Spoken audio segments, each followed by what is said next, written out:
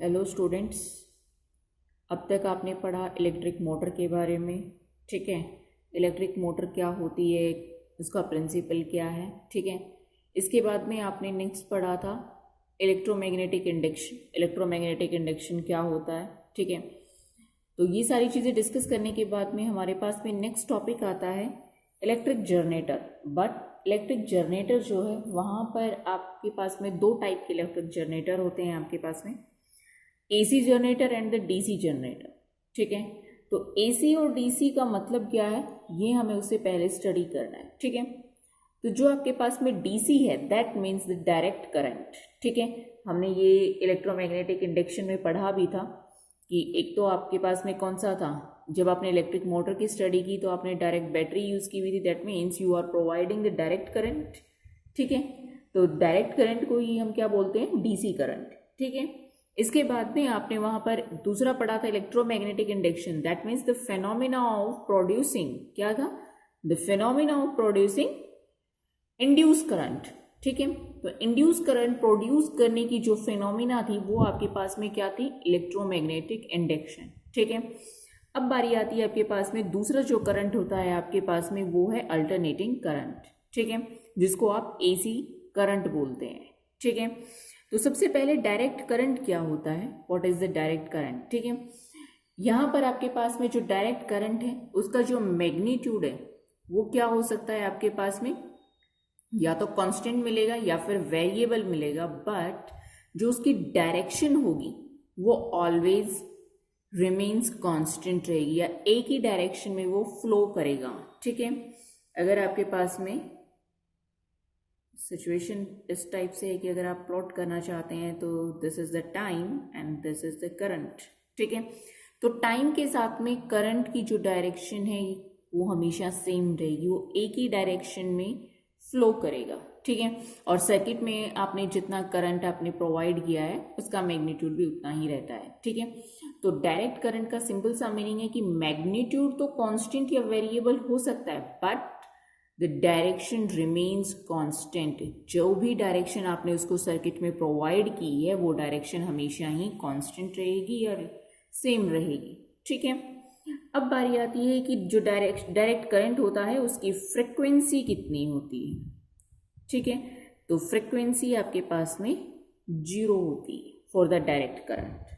ठीक है, then what are the devices by which you can provide the direct current, वो कौन से डिवाइसेस हैं आपके पास में जिनसे आप डायरेक्ट करंट प्रोवाइड कर सकते हैं। ठीक है, तो जब हमने इलेक्ट्रिक मोटर में क्या यूज किया था, बैटरी यूज की थी। ठीक है, तो बाय यूजिंग द बैटरी आप क्या कर सकते हैं, डायरेक्ट करंट प्रोवाइड कर सकते हैं।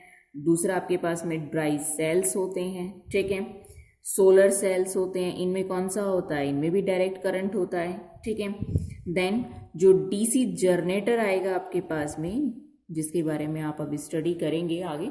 ठीक है, वो भी आपके पास में क्या प्रोवाइड करता है, आपको डीसी करंट प्रोवाइड करता है। ठीक है, देन और भी आपके पास में वोल्टेज सेल हो सकता है। ठीक है, वोल्टेज सेल। ठीक है, तो these are the devices by which you can provide the direct current. ठीक है, ये हमें क्या प्रोवाइड करते हैं, डायरेक्ट करंट प्रोवाइड करते हैं। इसके बाद नेक्स्ट जो आता है that is the alternating current.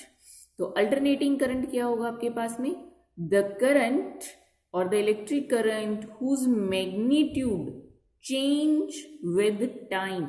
यहां पर मैग्नीट्यूड कांस्टेंट है। ठीक है, विद द टाइम, टाइम के साथ में चेंज नहीं हो रहा है, ना ही उसकी डायरेक्शन चेंज हो रही है। ठीक है, बट अल्टरनेटिंग करंट में आपके पास में किस तरीके से आएगा, if this is the time axis तो ये आपके पास में करंट एक्सिस होगी। ठीक है, देन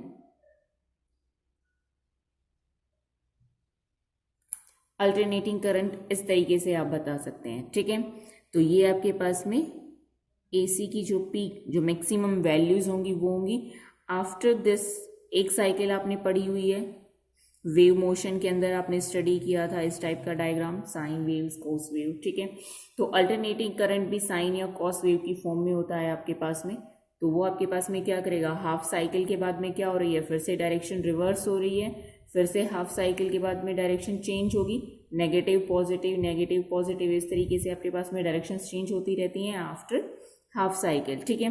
तो एक कंप्लीट साइकिल के लिए टाइम पीरियड हम कंसीडर करते हैं, that is the T time के अंदर वो 2 बार आपके पास में डायरेक्शन चेंज होती है, एक बार आपके पास में पॉजिटिव और एक बार नेगेटिव, ठीक है। और ये आपके पास में हाफ टाइम के बाद में रिवर्स होती है, ठीक है। तो अल्टरनेटिंग करंट क्या होगा आपके पास में, जिसका मैग्नीट्यूड चेंज करेगा विद द टाइम। देखो टाइम जैसे जैसे बढ़ता जा रहा है इसकी वैल्यू भी बढ़ती हुई जा रही है, फिर आगे टाइम के साथ में डिक्रीज होती हुई जा रही है हर पॉइंट पर वैल्यू। फॉर एग्जाम्पल अगर आपने ये पॉइंट कंसिडर किया तो इस पॉइंट पे वैल्यू अलग है, इस पॉइंट के ऊपर वैल्यू अलग है, इस पॉइंट पे वैल्यू अलग है, ठीक है। तो ऑल पॉइंट्स पर वैल्यू क्या रहेगी आपके पास में, डिफरेंट रहती है, ठीक है। इसीलिए आप यहाँ पर क्या कहते हैं कि आपके पास में जो मैग्नीट्यूड है वो टाइम के साथ में चेंज हो रहा है, एंड द डायरेक्शन जो होती है that is the reverse periodically. तो पीरियोडिकली आपके पास में रिवर्स हो रही है हाफ साइकिल के बाद में, हाफ टाइम के बाद में। तो ये आपके पास में क्या है, टाइम पीरियड है कि कितने टाइम पीरियड के बाद उसकी डायरेक्शन रिवर्स होती रहेगी, यानी कि t/2 के बाद में आपके पास में अगेन ये t/2, फिर से t/2 के बाद में पॉजिटिव, अगेन t/2 के बाद में क्या हो जाएगा, फिर से नेगेटिव। तो आफ्टर दैट इसकी डायरेक्शन आपके पास में पीरियोडिकली चेंज होती रहती है, ठीक है। नाउ बारी आती है आपके पास में, जैसे डीसी करंट की जो फ्रिक्वेंसी थी वो क्या थी आपके पास में, 0, ठीक है। तो यहाँ पर आपके पास में आता है कि एसी जो करंट है आपके पास में उसकी फ्रिक्वेंसी क्या होगी आपके पास में। तो यहाँ पर जो आपके पास में इंडिया में जो भी आपके घरों में सप्लाई आती है वहाँ पर आपके पास में उसके अकॉर्डिंग जो आपके पास में फ्रिक्वेंसी है वो कितनी होती है, 50 हर्ट्ज होती है, ठीक है।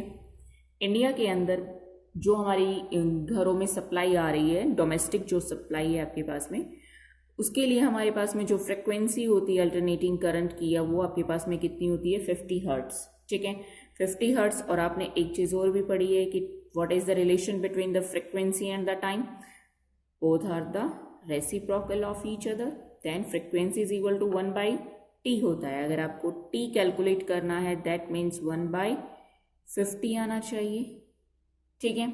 और अगर आपके पास में दूसरा टर्म क्या है आपके पास में 50 हर्ट्ज, इस फ्रिक्वेंसी का मीनिंग क्या है कि 1 सेकंड के अंदर आपके पास में एसी जो करंट है आपके पास में वो कितनी साइकिल कंप्लीट करता है, 50 साइकिल कंप्लीट करेगा।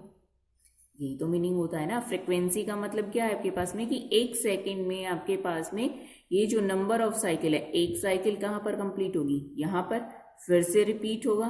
तो ये जो साइकिल है आपके पास में कंप्लीट, एक बार पॉजिटिव और एक बार नेगेटिव, कंप्लीट साइकिल, ठीक है। तो वो कितनी है आपके पास में, 50 कंप्लीट कर रहा है 1 सेकंड में। तो 50 जब साइकिल कंप्लीट हो रही हैं तो एक साइकिल में कितनी बार डायरेक्शन आ रही है, चेंज हो रही है करंट की, 2 टाइम्स। तो 50 में कितने टाइम्स होंगी, एक साइकिल में 2 टाइम्स हैं, तो 50 साइकिल्स में कितने टाइम होंगी, 100 टाइम्स हो जाएंगी आपके पास में, डायरेक्शन रिवर्स होगी, ठीक है। तो यानी कि आप क्या कह सकते हैं कि 1 सेकंड में आपके पास में डायरेक्शन कितने टाइम्स चेंज होती है, 100 टाइम्स चेंज होती है डायरेक्शन चेंज, ठीक है। कितने टाइम्स होती है, 100 बार आपके पास में अल्टरनेटिंग करंट के अंदर डायरेक्शन चेंज होती है, ठीक है। तो ये जो आपके पास में डाटा है ये अकॉर्डिंग टू द इंडियाज है, ठीक है, इंडिया के अकॉर्डिंग है आपके पास में। इंडिया के after the direct current and the alternating current we discuss about the electric generator. Electric generator क्या होता है आपके पास में, ठीक है। तो इससे पहले आपने इलेक्ट्रिक मोटर पढ़ा था। इलेक्ट्रिक मोटर में क्या होता है कि एक डिवाइसेस होता है आपके पास में इलेक्ट्रिक मोटर, जो आपके पास में इलेक्ट्रिकल एनर्जी को किस में कन्वर्ट करता है, मैकेनिकल एनर्जी में। आप उसे इलेक्ट्रिकल एनर्जी, इलेक्ट्रिसिटी देते हैं तो वो आपको कुछ काम करके देगा, ठीक है, that is called the electric motor. अब है कि इलेक्ट्रिक जनरेटर क्या होता है, ठीक है।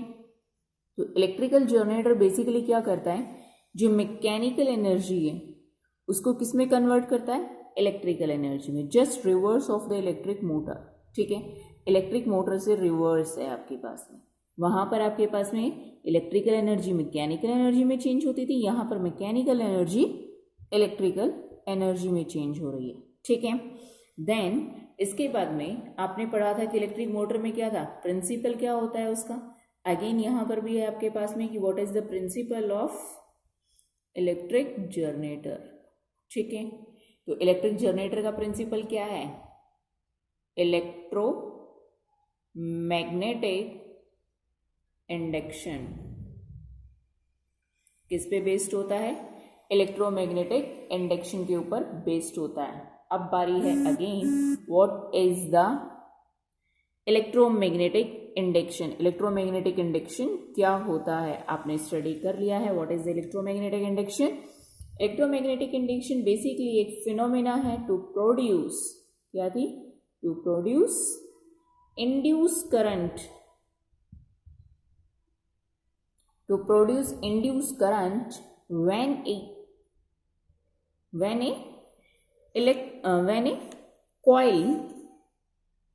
coil is placed in a magnetic field या फिर चेंज मैग्नेटिक फील्ड में। जब आप किसी कॉइल को चेंजिंग मैग्नेटिक फील्ड में रिप्लेस करते हैं या प्लेस करते हैं, तब क्या होता है, उसमें से इंड्यूस करंट फ्लो होता है। ठीक है, that is known as the electromagnetic induction. तो electric generator is based on the principle of electromagnetic induction and when according to that when a coil of electric या फिर when a electric coil is placed in a changing magnetic field, then induced current flow in that coil। तो उस coil के अंदर से और उस circuit के अंदर से क्या होता है, इंड्यूस करंट प्रोड्यूस होता है। अब बारी आती है कि इलेक्ट्रिक जनरेटर कितने टाइप का होता है, 2 टाइप्स। ठीक है, तभी आपने डीसी और एसी करंट पढ़ा है। तो 2 टाइप्स का जो जनरेटर है, दैट मीन्स क्या होगा आपके पास में, DC generator and AC generator. ठीक है, 2 टाइप के हो गए आपके पास में। एसी और डीसी जनरेटर क्या होता है आपके पास में। ठीक है, सबसे पहले हम बात करते हैं डीसी जनरेटर की। तो डीसी जनरेटर क्या है आपके पास में, कि DC generator convert mechanical energy आपके पास में into the electrical energy in the form of direct current. ठीक है, इलेक्ट्रिकल एनर्जी आएगी, दैट मीन्स आपके पास में इलेक्ट्रिकल या फिर इलेक्ट्रिक करंट आ रहा है। इलेक्ट्रिक करंट आपके पास में 2 टाइप का है, एसी और डीसी टाइप का है आपके पास में। तो जब डीसी जनरेटर की बारी आ रही है तो इलेक्ट्रिक करंट किस टाइप का होगा, डीसी टाइप का होगा। ठीक है, देन एसी के अंदर भी क्या होता है आपके पास में, एसी जनरेटर में भी मैकेनिकल एनर्जी आपके पास में किस में कन्वर्ट होगी, electrical energy in the form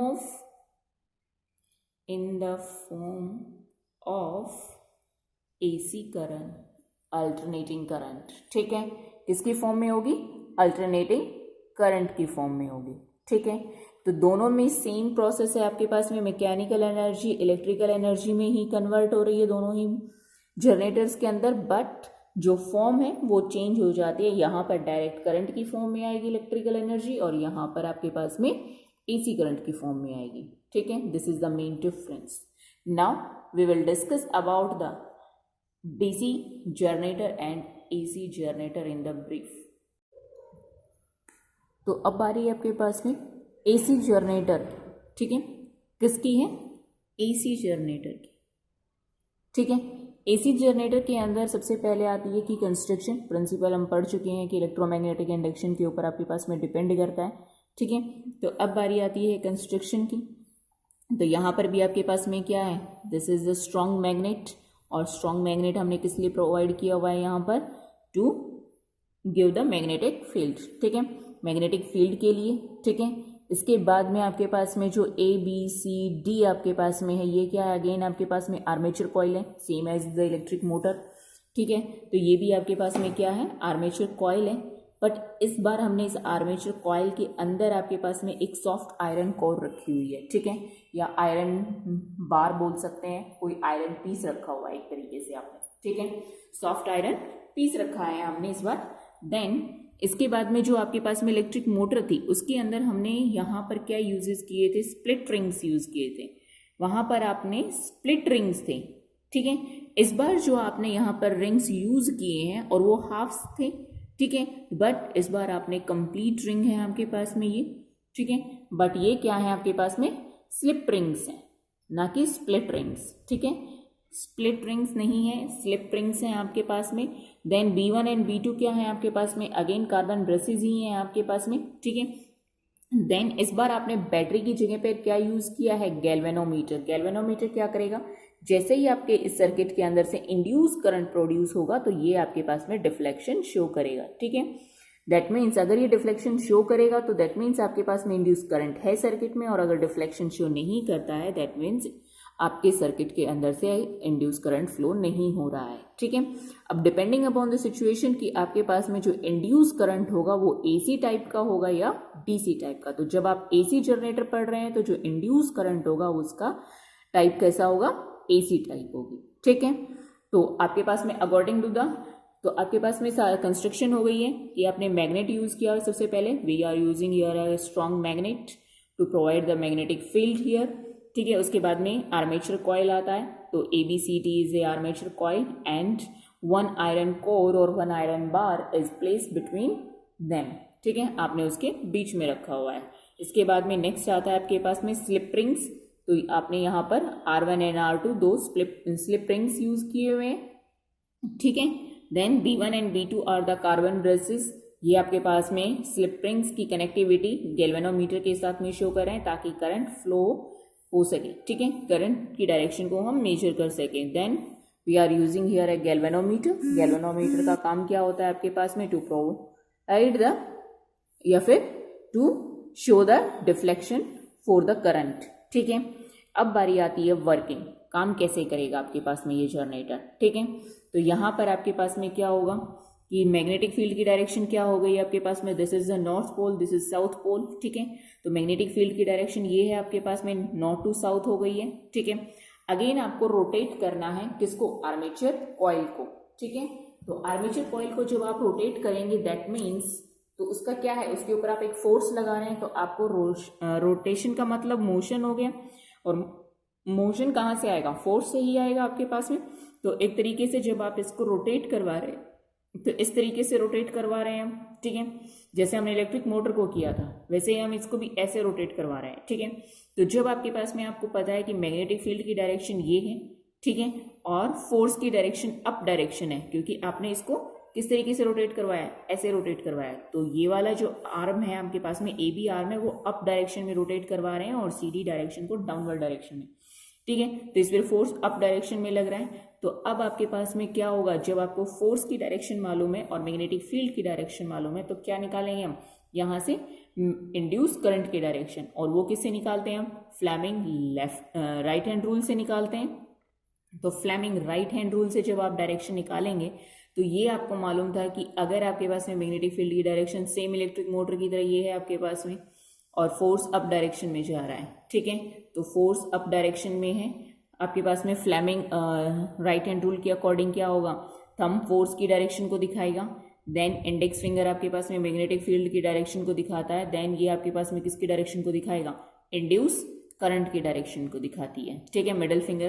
तो क्या होगा, मैग्नेटिक फील्ड की डायरेक्शन ये है आपके पास में, देन फोर्स अप डायरेक्शन में है, तो इंड्यूस करंट क्या होगा, इस डायरेक्शन में, यानी कि अप डायरेक्शन में मूव कर रहा है, इस तरीके से मूव करेगा आपके पास में, ठीक है। तो अगर इंड्यूस करंट ऐसे जा रहा है तो सर्किट के अंदर यूं फ्लो होगा आपके पास में।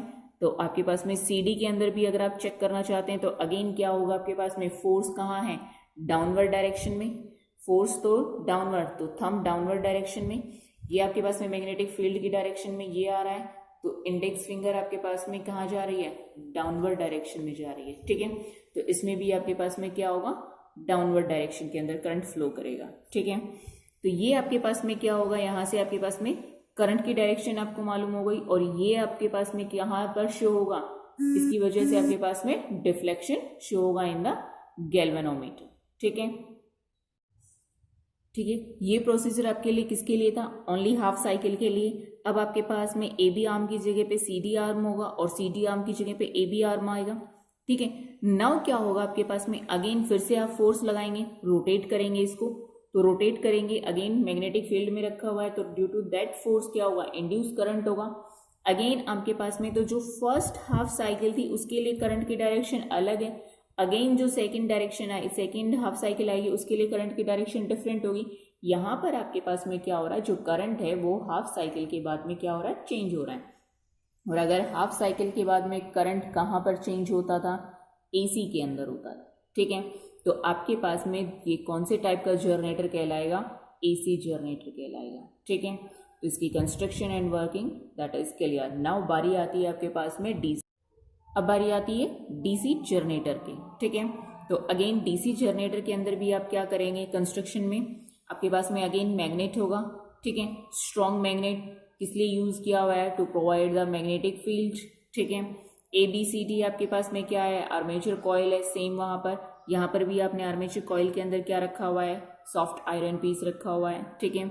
देन यहाँ पर आपके पास में क्या है, अगेन आपके पास में स्प्लिट रिंग्स हैं, और वहां पर क्या थे, स्लिप रिंग्स थे, वहां पर क्या थे, स्लिप रिंग्स। दोनों में डिफरेंस, इस बात का ध्यान रखें। यहाँ पर स्प्लिट है, स्प्लिट का मतलब हाफ है, और आपके पास में आधे आधे टूटे हुए हैं, और यहाँ पर आपके पास में स्लिप रिंग्स थे, ठीक है। स्लिप रिंग्स आपके पास में कंप्लीट सर्कल फॉर्म में थे, और ये आपके पास में हाफ फॉर्म में है, एज ए कम्यूटेटर यूज किए हुए हैं आपने, ठीक है। देन आपके पास में अगेन B1 एंड B2 क्या है, अगेन कार्बन ब्रशेज हैं आपके पास में against the in these commutators, ठीक है। देन वहां पर आपने गैल्वेनोमीटर यूज किया था, हम गैल्वेनोमीटर की बजाय यहाँ पर क्या यूज कर रहे हैं, एक बल्ब यूज किया हुआ है आपने, ठीक है। अब बारी आती है अगेन इसकी वर्किंग की, तो यहाँ पर भी आपके पास में क्या होगा, north to south magnetic field की डायरेक्शन होगी, तो this is the magnetic field direction here, ठीक है। अगेन आप क्या करेंगे, इसको रोटेट करेंगे, तो जब आप इस आर्मेचर कॉइल को रोटेट करते हैं that means you are providing the force, ठीक है। आप क्या प्रोवाइड कर रहे हैं, फोर्स प्रोवाइड कर रहे हैं वहां पर, ठीक है।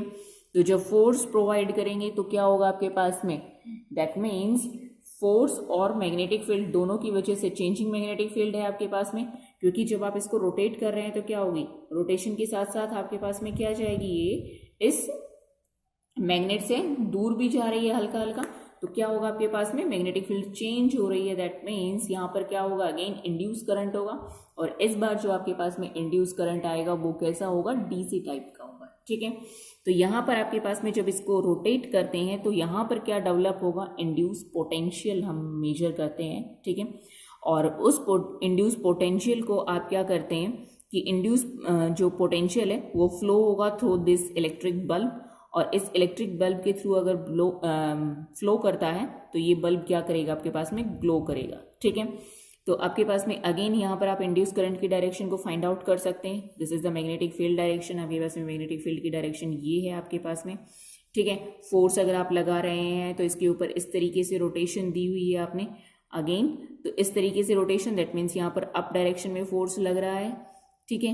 तो आपके पास में जो इंडेक्स फिंगर होगी वो किसकी डायरेक्शन को बताएगी, आपके पास में इंड्यूस करंट की, और कहाँ से फाइंड आउट करेंगे, फ्लेमिंग राइट हैंड रूल से, क्योंकि इंड्यूस करंट की direction Fleming right hand rule देता है, ठीक है। तो जो आपके पास में क्या होगा, पोटेंशियल डिफरेंस जब फ्लो होगा यहाँ से तो आपके पास में बल्ब क्या करेगा, ग्लो करेगा। और डीसी जनरेटर के अंदर क्या होता है, आपके पास में हमेशा ही पोटेंशियल डिफरेंस क्या रहेगा, सेम डायरेक्शन में रहेगा। अगर सेम डायरेक्शन में दैट मीन्स करंट भी क्या होगा, सेम डायरेक्शन में, because V is directly proportional to the I according to the Ohm's law, ठीक है।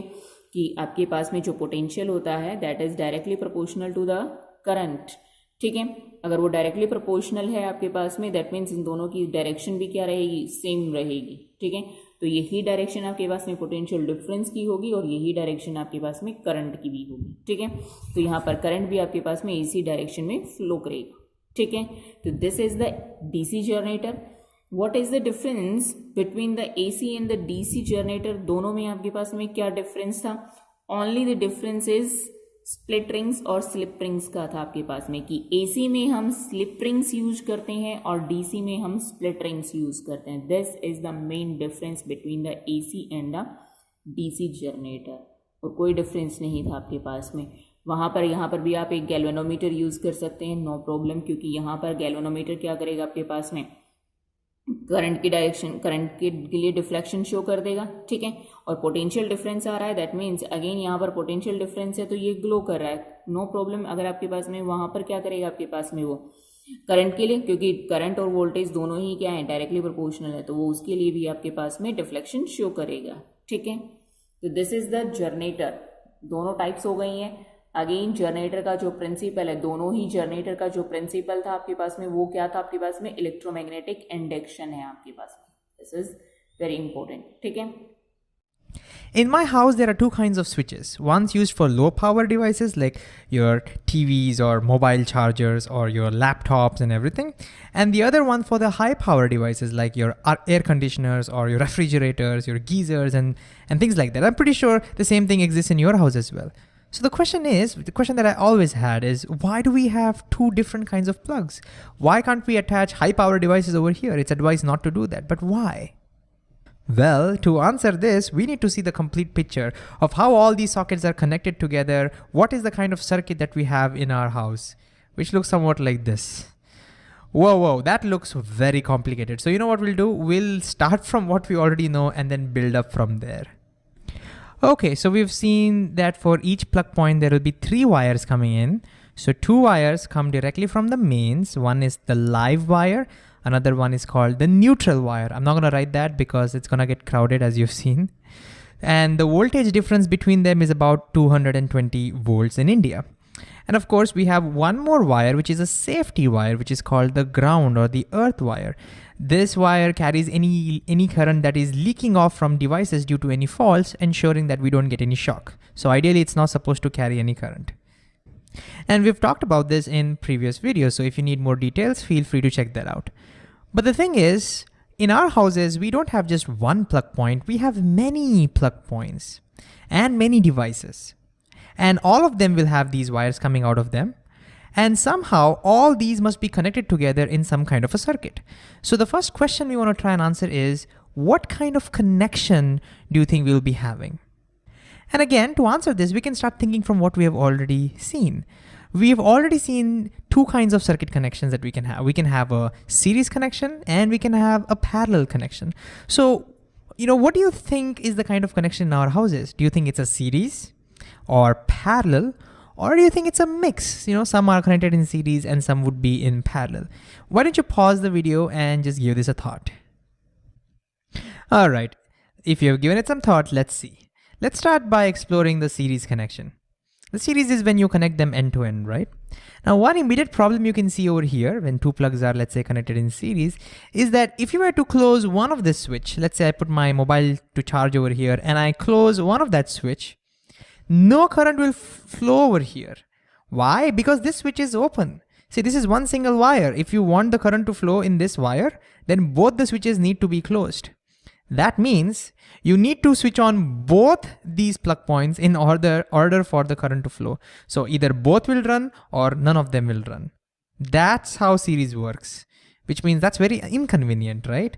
I mean, I don't know about you, but I don't think I want my devices to work that way. I want them to be independent of each other. Does that make sense? And so if you consider that in mind, series is completely out of the option. So we cannot have any devices coming in series. So what does that leave us with? That leaves us with parallel connection. So the way we can connect plug points to make them independent of each other is we connect them parallel across each other such that each of the plug point are connected across the same points, the live wire and the neutral wire. So if you do it this way, notice now I can close the switch and the current will run through that, because this is one independent circuit. It's independent of these plug points and those switches. So parallel is how all the circuits are connected in our houses.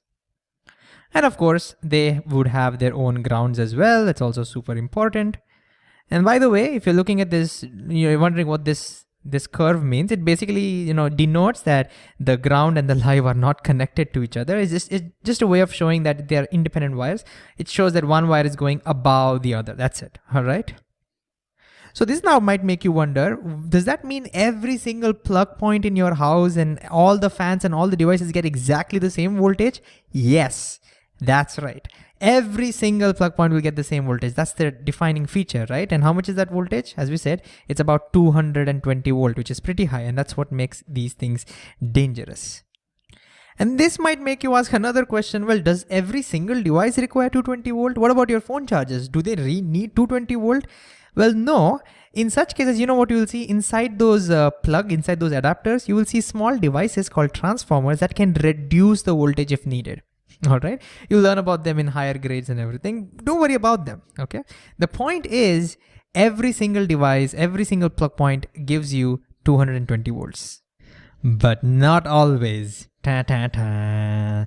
That's right. You don't always get 220 volts because there can be fluctuations. You might know about this. There can be, say, lightning strikes or short circuits or overloading, things that we'll learn about in future videos, of course.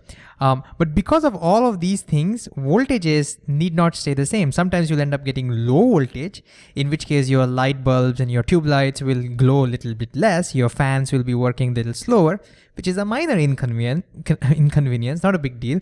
But what if sometimes you get a high voltage? That's also possible due to fluctuations. You might get, say, I don't know, maybe 1,000 volt, which is totally possible. What happens then? Well, then your devices will start drawing more currents if they are connected. And then your devices can blow up. That's one thing that can happen. But there are more dangerous things that can happen. You might know that if as the amount of current starts running through the wire, as that amount increases, the wire starts getting more and more heated up. And if this wire is not designed to handle that current, then that heating effect can actually melt the insulation, exposing the live wires, exposing these wires, and they can go and touch other wires and cause all sorts of problems. Another thing that can happen is if the heat is too much, it can even catch fire. That's just the worst. Which means to safeguard ourselves, let me just get back to normal. To safeguard ourselves from this dangerous high voltage fluctuations, we need to somehow make sure that if the current exceeds a particular value, then the circuit disconnects somehow. How do we do that? Well, you might already know about that. That's where a fuse comes in. So this is what we call a fuse. So what exactly is a fuse? So what exactly is this fuse? Well, a basic fuse is just a wire which has the ability to get heated up much quicker than the rest of the wires. So as the current starts increasing in value, the fuse wire starts getting heated up very quickly, and after a point, it's the fuse wire that immediately melts. And as a result, the contact breaks, and this ensures that the entire, the domestic circuit, the circuit in your house is disconnected from the mains. And that's how it ensures safety. And how do we build a wire like that? Well, what are the properties of this wire, if you're wondering? Well, a couple of properties, important properties would be, one, it needs to have a very high resistance compared to the rest of the wires. Why? Because a high resistance ensures more heating effect. We have seen that before, right? As the current flows through any object, if it has more resistance, it will have more heating. So that ensures more heating. And to ensure that it melts quickly, it will have low melting point. So it also needs to have low melting point. So with these two features, a fuse wire can be built to protect our circuits.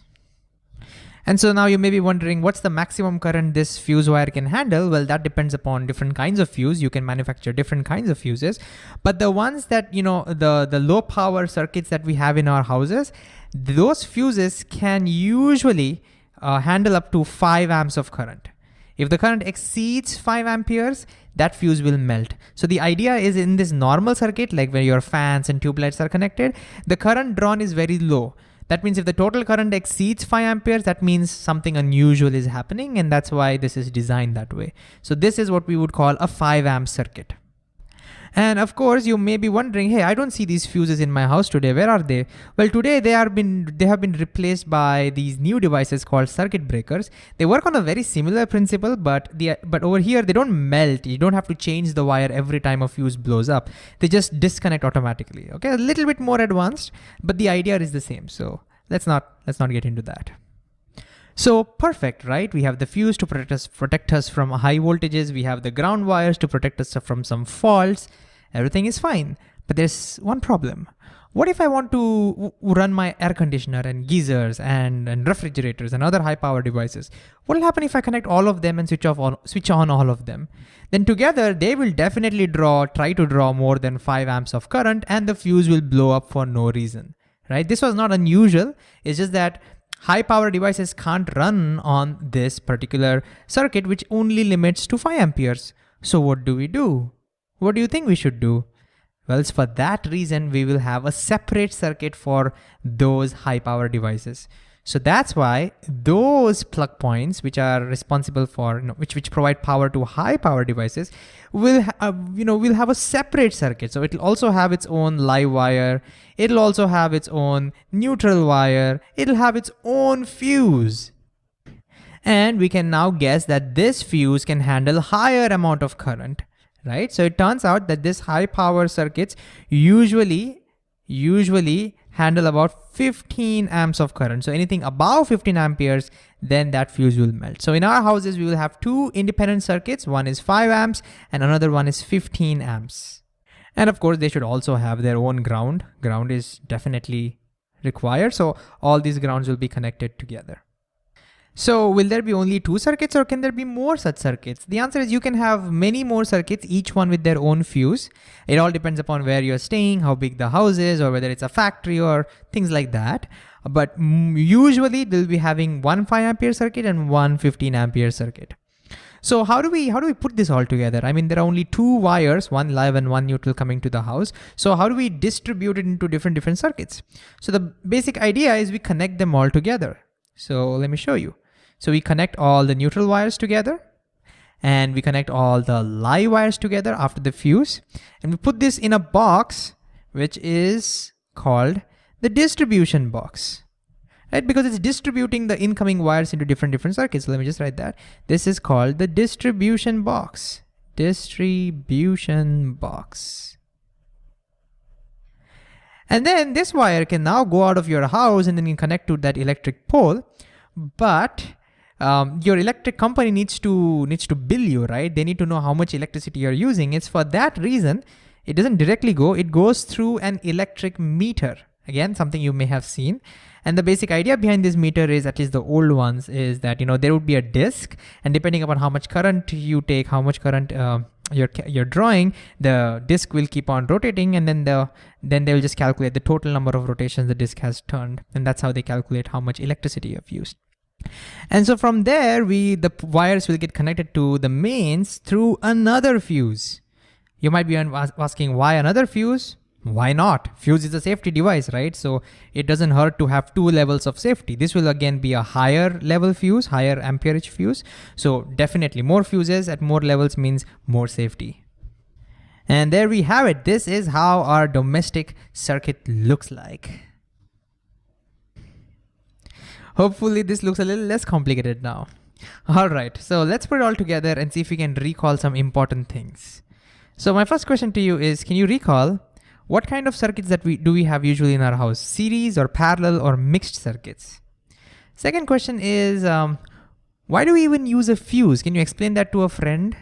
And what are the 2 important properties that the fuse wire must have? Can you recall that? And also why?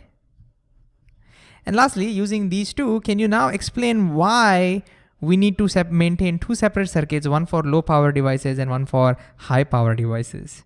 If you have difficulty answering any of these questions, feel free to go back and check the video out again.